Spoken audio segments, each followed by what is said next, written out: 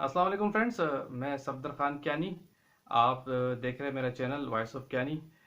Channel पे आप new है तो चैनल को लाजमी सब्सक्राइब कीजिए और बेल आइकन को भी क्लिक कर दीजिए ताकि तमाम वीडियो का नोटिफिकेशन आपको टाइम से मिलता रहे। फ्रेंड्स, जैसे आपको पता है हमारा फोकस फार्मास्यूटिकल इंडस्ट्री, वहाँ का प्लांट, वहाँ का कल्चर होता है। हम उसको अपनी वीडियो का पार्ट बनाते हैं। और ये भी आपको पता है कि जैसे भी कोई भी जब कोई फार्मा मैन्युफैक्चरिंग का प्रोसेस होता है तो वो डिफरेंट स्टेजेस से गुजरता है। तो उस पर डिफरेंट फेजेस आते हैं और ये प्रोडक्ट और डोजेज फॉर्म से वेरी भी कर सकता है। फॉर एग्जांपल, अगर आपके पास लिक्विड डोजेज फॉर्म है या सेमी सॉलिड है या सॉलिड है, कुछ स्टेप्स में तो सेम होगा लेकिन कुछ स्टेप में सेम नहीं होगा। मिसाल को डिस्पेंसिंग का स्टेप जो है वो हर हर प्रोडक्ट डोजेज फॉर्म में होता है, और लेकिन उसके बाद के आगे के स्टेप जो है वो डिफरेंट हो जाते हैं। इसमें डिफरेंट स्टेजेस है। आप जब प्रोडक्ट आपकी होती है डिस्पेंसिंग में सबसे पहले आती है रॉ मटेरियल स्टेज है, फिर डिस्पेंसिंग है, और उसके बाद मैन्युफैक्चरिंग में जब आती है तो डिफरेंट फेजेस से गुजरती हुई फाइनल प्रोडक्ट फिनिश प्रोडक्ट की फॉर्म में आती है।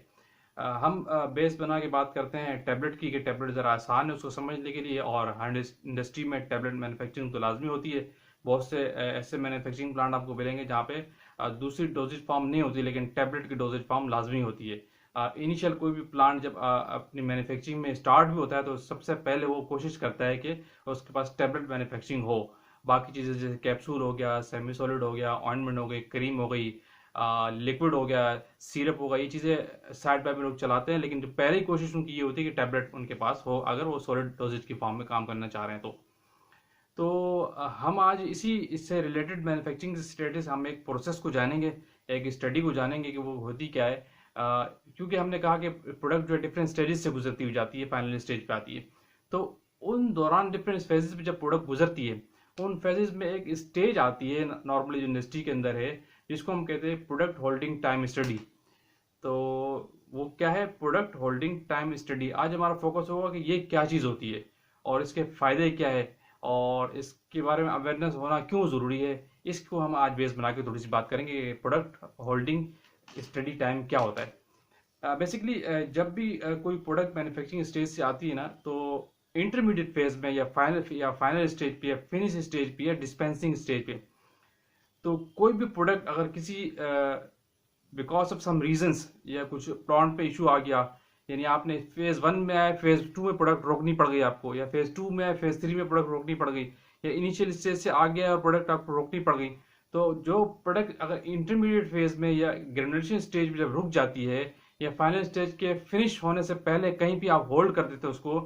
तो आपके पास एक पर्टिकुलर होल्डिंग डेटा, एक स्टडी होनी चाहिए कि उसको रिक्वायर्ड कंडीशन में होल्ड रखें तो कितने टाइम के लिए होल्ड रखें।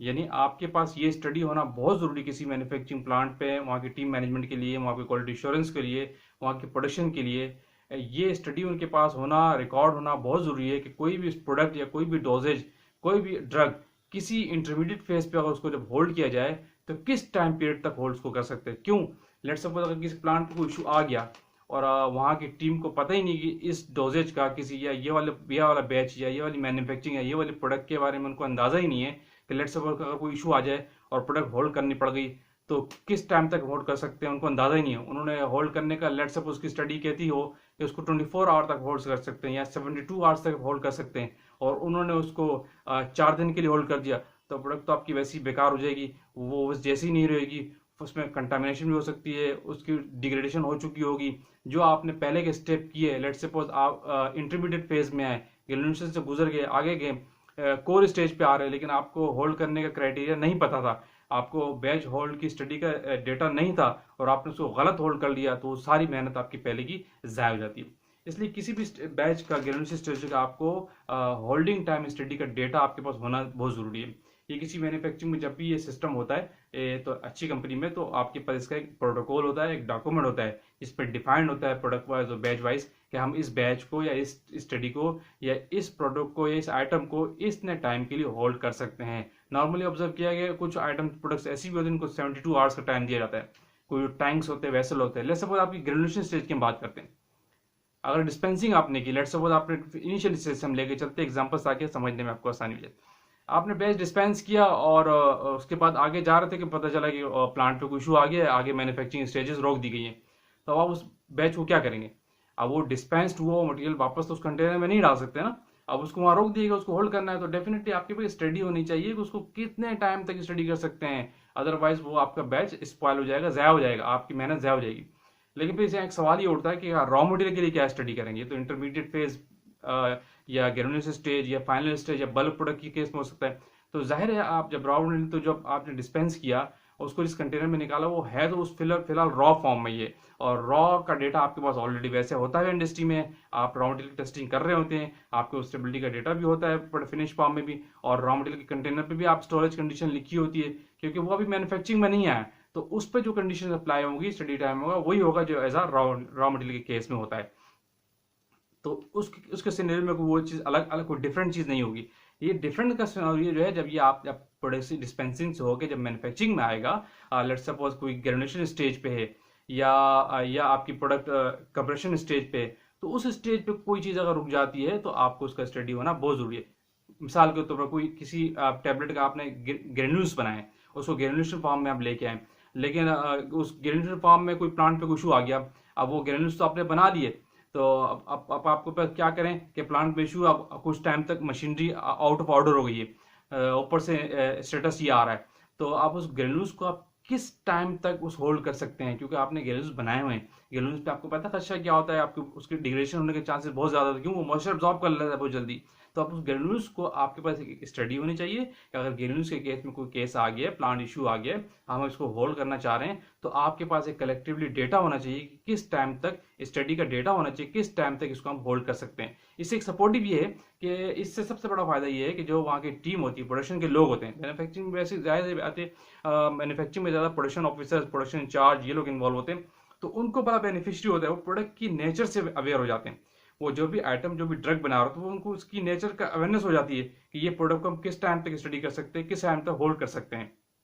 जब उनके पास एक स्टडी का डेटा होता है हर प्रोडक्ट का। तो इसीलिए उनके लिए बड़ा फायदेमंद है ये चीज़ कि उनको एक प्रोडक्ट के बारे में मालूम होता है, अगर इन केस कोई प्रॉब्लम आ जाए तो हम कितनी देर तक इसको होल्ड कर सकते हैं, क्योंकि अगर स्टडी का कलेक्टिवली एक डेटा उनके पास है, बड़ा सपोर्टिव रहती है ये चीज़, इसके बगैर बहुत से प्रॉब्लम का फेस करना पड़ जाता है। इसी तरह कोर स्टेज पे अगर कोई टेबलेट आती है तो वहाँ कोई होल्ड करनी पड़ जाए तो आपको उसका डी का उसका पता होना चाहिए कि हम उसको किस स्टेज तक रोक सकते हैं, ये सारी चीज़ें की जाती है डेटा। अच्छा, इसमें फिर एक चीज़ हम और भी स्टडी करते हैं, देखते हैं कि इंडस्ट्री के अंदर आपको ये जो प्रोडक्ट्स होती है डिफरेंट फेजेस में आती है, कभी ग्रेन्यूल्स फॉर्म में आ रही है या फिनिश फॉर्म में आ रही है, तो इनके लिए जो टर्मिनोलॉजी यूज़ होती है वो बल्क और फिनिश की यूज़ की जाती है। नॉर्मली बल्क, सेमी फिनिश और फिर इंटरमीडिएट, या फिर और उसको क्या कहते हैं फिनिश फॉर्म यूज़ करते हैं। जो तो इसके लिए क्लियर सिंपल यही है कि कोई भी जो प्रोडक्ट्स आपकी होती है फार्मास्यूटिकल इंडस्ट्री के अंदर, प्लांट्स जो कोई भी सैंपल्स या एश्योरेंस की तरफ आता है, क्यूसी की तरफ आता है, तो जो प्रोडक्ट फाइनल पैकिंग होने से पहले जितने स्टेजेस पे आती है, फाइनल पैकिंग होने से पहले जितने स्टेजेस पे आपके पास रिसीव होती है क्वालिटी कंट्रोल डिपार्टमेंट में या क्वालिटी एश्योरेंस में, वो बल्क स्टेज कहलाती है, बल्क स्टेज की कहलाती है। उससे पहले इंटरमीडिएट की फेज भी आ जाती है जहाँ पे इनकम्प्लीट हुई अभी नहीं हुए, क्योंकि अगर फॉर एग्जांपल आपका कैप्सूल फिल्ड हो गया या टैबलेट कंप्रेस्ड हो गई या कोटेड हो गई है,